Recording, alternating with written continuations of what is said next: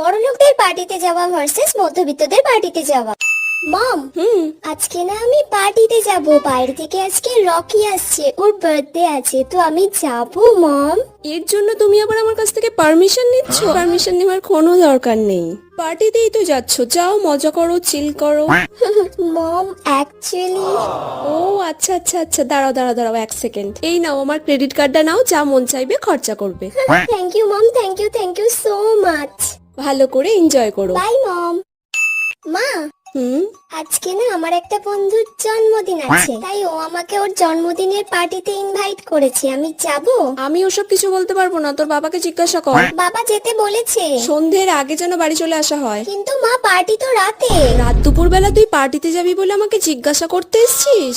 আর কোনোদিন যদি রাতে বেরোবো বলে মনে করেছিস, তাহলে দেখবি কি করি। ঠ্যাংটা কেটে না এখানে ঝুলিয়ে রেখে দেবো একদম।